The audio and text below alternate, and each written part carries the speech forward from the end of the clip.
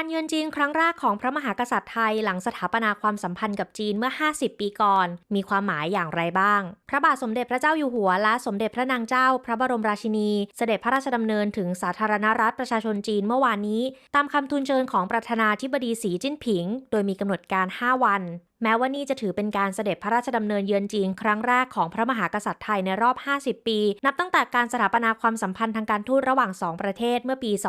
2518 แต่ที่ผ่านมาก็มีหลายเหตุการณ์ที่สะท้อนให้เห็นถึงความสัมพันธ์ที่ใกล้ชิดระหว่างสถาบันพระมหากษัตริย์ไทยและทางการจีนย้อนไปในรัชสมัยพระบาทสมเด็จพระบรมชนกาธิเบศรมหาภูมิพลอดุลยเดชมหาราชบรมนาถบพิตรแม้พระองค์จะไม่ได้เสด็จพระราชดำเนินเยือนสาธารณรัฐประชาชนจีนแต่พระองค์พระราชทานพระบรมราชวโรกาสให้ผู้นำจีนหลายคนเข้าเฝ้าอาทิเติ้งเสี่ยวผิงเจียงเจ๋อหมินและหูจินเทา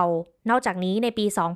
2543 สมเด็จพระนางเจ้าสิริกิติ์พระบรมราชินีนาถพระบรมราชชนนีพันปีหลวงทรงเป็นผู้แทนพระองค์ในหลวงรัชกาลที่ 9 เสด็จพระราชดำเนินเยือนสาธารณรัฐประชาชนจีนเนื่องในวาระครบรอบ 25 ปีแห่งความสัมพันธ์ทางการทูตไทยจีนพระบาทสมเด็จพระวชิรเกล้าเจ้าอยู่หัวก็ทรงเคยเสด็จเยือนสาธารณรัฐประชาชนจีนอย่างเป็นทางการขณะทรงดำรงพระราชอิสริยยศสมเด็จพระบรมโอรสาธิราชสยามกุฎราชกุมารอย่างน้อย 3 ครั้งในปี 2530 2535 และ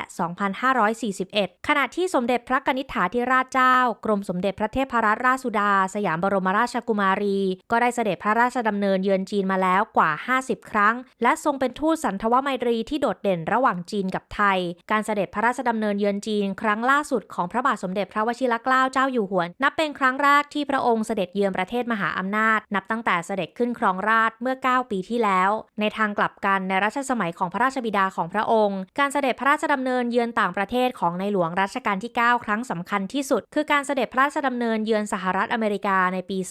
2503 ซึ่งประเทศไทยได้รับการต้อนรับในฐานะพันธมิตรช่วงสงครามเย็นและเป็นฐานทัพสำคัญสำหรับปฏิบัติการทางทหารของสหรัฐในอินโดจีนโจนาธานเฮดผู้สื่อข่าว BBC ประจำภูมิภาคเอเชียตะวันออกเฉียงใต้วิเคราะห์ว่าแม้ไทยจะยังคงเป็นพันธมิตรทางการทหารกับสหรัฐแต่ความสัมพันธ์ระหว่างไทยกับมหาอำนาจตะวันตกแห่งนี้ก็แน่นแฟ้นน้อยลงในช่วงที่ผ่านมาทั้งจากการที่สหรัฐวิจารณ์ประเด็นสิทธิมนุษยชนในไทยเรื่องภาษีการค้าของทรัมป์รวมถึงการที่หลายคนมองว่าสหรัฐไม่ได้ให้ความสำคัญกับพันธมิตรในเอเชียเหมือนแต่ก่อนในขณะที่ความสัมพันธ์ระหว่างจีนกับไทยดูเหมือนจะใกล้ชิดกันมากขึ้นทั้งในฐานะคู่ค้าที่ใหญ่ที่สุดของไทยในปัจจุบันรวมถึงจีนก็มีบทบาทมากขึ้นเรื่อยๆในฐานะผู้ค้าและจัดหาอาวุธยุทโธปกรณ์ทางการทหารให้กับไทยนอกเหนือจากสหรัฐ